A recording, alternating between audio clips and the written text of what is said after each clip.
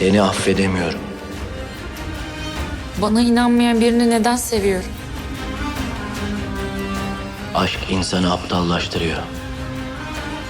Neden bir başkasının gözlerine teslim oluyor? Niye hala öpmek istiyorum seni?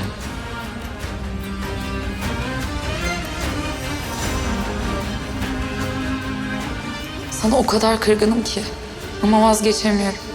Seni çok seviyorum.